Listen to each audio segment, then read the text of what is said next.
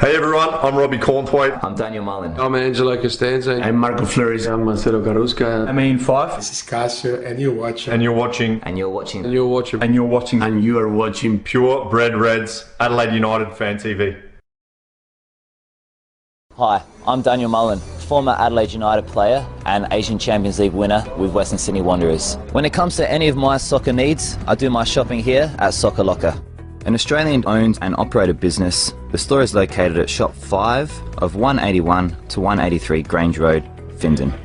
Founded in 2017, Soccer Locker was introduced into the market to fulfil all the soccer-related needs of Australians, providing a huge range of quality clothing and equipment ranging from soccer balls, team kits, goalkeeper gear, accessories and much more. Recently arrived stock also includes stunning retro kits from some of our favourite past eras as fans of the world game. Soccer Locker is a specialist in premier range boots, Adidas and Puma, goalkeeper gear and licensed merchandise. Visit us online at www.soccerlocker.com.au with free delivery Australia-wide.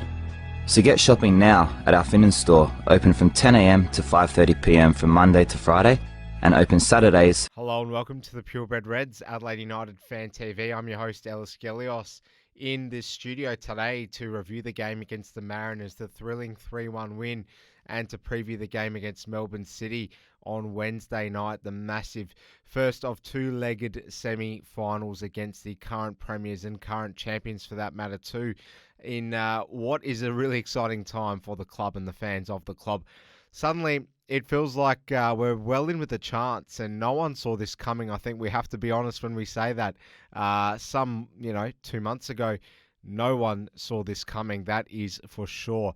And suddenly we are effectively one opponent away from being in a grand final. Very exciting, extremely exciting, and we can do it. We absolutely can do it, and we're going to discuss why that is very, very soon. But firstly, let's look back at that game against the Mariners on Sunday afternoon. Not the best conditions, but some great football played by Adelaide United in this game. Mariners, I expected better from them, I have to be honest. I thought they were really up and about under Montgomery. The real dark horses of the competition, and really being a spanner in the works to a lot of teams' progress over the home stretch going into the finals. I expected more from them on this day, but that's to take nothing away from us. We were fantastic, and I never thought we really got out of first gear. Let's take a look at how both teams lined up. So, Adelaide United, starting with Gauci in goal, Lopez and Kiddo, the fullbacks, Jakobsen and Popovic started as the two centre-halves. Then we had in the 4-4-2 that we played Brook and Goodwin with Wande and Isais in the middle of midfield, and Yengi and Ibusuki, the two forwards up front. Mariners went with Birigidi, Miller, Farrell, Rolls and Windust, and then their midfield was Nkololo, Ballard, Still and Goddard, and Urenia and Cummings up front, who's been quite a novelty this season. Now, the way the game obviously went was, extremely pleasing for Adelaide United. The fact that we scored early thanks to a mistake that was made, and, let's be honest, Birigidi did not have his best day out, but Craigie Goodwin taking that chance, you can't give him chances like that. He'll bury you, and he buried them 26 minutes in. And then Yengi with a tap-in the 67th minute after some great build-up play. And we really looked to be on our way. Storm Roos scoring in the 71st minute. They pegged one back, and it looked like maybe there was a bit of a showdown in the dying embers of the game that we might have had on our hands. But Bernardo with a great little moment backing himself in and going for goal against the run of play, and Birigidi being wrong-footed. Ball hits the back of the net and it's all over. I never thought we got out of first gear, to be honest. I don't know what you guys made of it, but I thought we looked fairly untroubled throughout the majority of the 90 minutes. Even when they scored their goal, I wasn't really that worried. I thought, you know what, we've been in control this whole game. Yes, goals can change games. But I just thought to myself, nah, I don't really see this tide turning. And it didn't. They carved out a few good half chances, but I just didn't really think that they were at it. Certainly were not at their best. I want to talk about Ibusuki and Yengi, because I thought the two of them worked really, really well up front together. And it was pleasing to see. It was nice to see Carl tinker with this because they're two different forwards. Obviously, Yengi, he has the ability to press a lot harder than Ibusuki does. Where Ibusuki is so influential for us and such an asset is his hold-up play. He's one of the best at it in the league. The amount of second balls I see him win is phenomenal. And he's got a lot of strength, which, yeah, he looks imposing, but you just don't expect that he's going to be as strong as he is and as hard as he is to knock off the ball. So the interchange between him and Yengi was fantastic because they're not really of the same mold.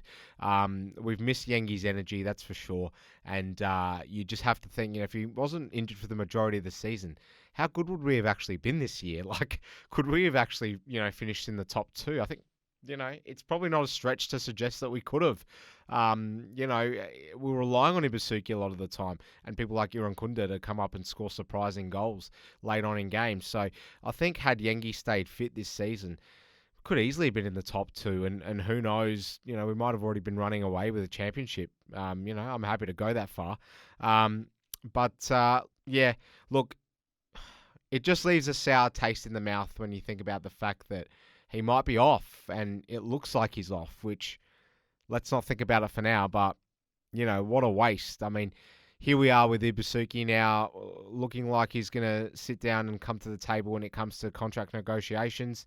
Would have been so good to have him and Yengi lining up together again next season. But anyway, we'll press forward. Looking at the game against Melbourne City, it's a two-legged affair. Great to see the two legs back, first of all. The league needs it. The league needs the finals to be milked as best as we can do it. And the two legs add a bit of a spicy element to it, I feel. And we've missed the two legs as well. A bit of a throwback to the older A-League seasons, which were always really exciting when it came to finals time. But what's really, really exciting as Adelaide United supporters is the fact that things are kind of favouring us going into this. I mean, yeah, we finished fourth, City finished first, but the interesting thing here is the fact that this season's finals format is favouring us, I believe, because, we've got a home game here, so that already goes against City having a clear advantage, having finished the higher of the two. And Melbourne City's record against the top four this season is actually really average. Particularly against us. They haven't beaten us, as a lot of people are aware now, but I find it very interesting that their record against top four teams throughout the entire season is quite bad. And it's clearly living in some of their heads, certainly in Kisnorbo's head, because Patrick Kisnorbo actually came out today. This is being recorded on a Tuesday. And said words to the effect that he's not troubled by statistics or anything like that. He doesn't care. He sees a clear run into winning a back-to-back championship now, and that's all that his team is focused on. But clearly, you can see that it's troubling them. It was the main topic of the press conference today, and I just find that really interesting. Their record isn't great against top four teams. So, yeah, Kisnorbo being prompted to come out and defend the team over that in today's press conference. And you've got to ask, really, on the back of that, what clear advantage is there for Melbourne City going into this game? None, really. I mean, they get a week off, but sometimes that's not even an advantage. A lot of teams will tell you they'd rather be playing. They'd rather be consistently in the sort of Groundhog Day mentality of up and go. City haven't played. Maybe it's a disadvantage. It's not clearly an advantage. So I found that really interesting. What will be advantageous, unfortunately, for Melbourne City is the return of the star playmaker Flodin Benongue, their number 10. He's back for this game, annoyingly. So, yeah, that'll probably be a much-needed in for them. But anyway, what do? It is what it is. Make sure you get your tickets for this game. I'm sure that they'll come close to possibly selling out, particularly with the whole entire stand out of action at the moment. Just to finish up on, I think we'll actually get a result in this game. I'm not saying we'll win, but I think we'll get a result. As for what will happen on the weekend in the return leg in Melbourne, I don't know. But I think the cards are in our favour here at Cooper Stadium on a Wednesday night. Their record in Adelaide isn't great either, let's be honest. It's not always the happiest of hunting grounds for people like Jamie McLaren, so I hope I haven't, just awoken him, but we'll see. And I think we might get a result. I'm going to go for a draw, and I hope that maybe we can get a surprising result on the road. But we'll see. Now, in some club news, some very interesting news, Blackpool's Jack Daniels has come out today and announced that he is gay, and this makes him the second player to currently be playing the game who has openly admitted to being gay. And what's interesting is that he has acknowledged Josh Cavallo as his inspiration for doing that. So there you go. Clearly, this whole entire, I guess, saga, you could call it. I mean, from the beginning of the club, obviously, talking to Josh about whether he wanted to go down this road or not with regards to going public, from all the way back then to now, it's just been a massive success story for everyone. The club, Cavallo, obviously he doesn't have to live in the closet anymore, and he's clearly very comfortable about being out in the open now. And you saw the effect it had globally with the kinds of headlines it was generating over in the UK, Sky Sports wanting to speak to Josh Cavallo at times, which is great exposure for the club. But obviously, credit to Josh because it's about him and his story. So there you go. He's had a global inspired effect on players playing in England for a club like Blackpool, a historic club. So there you go. That's this episode done. Come on, you Reds. We'll see you at Cooper Stadium Wednesday night. And there's still plenty to come on Purebred Reds this season. Keep watching and where you can, share our content around. Thanks to our sponsor, Soccer Locker, and thanks to Flow FM for having us here in the studios here in Roseworthy. I've been your host, Ellis Gelios. It's been Purebred Reds, Adelaide United Fan TV. Come on, you Reds. Let's do this.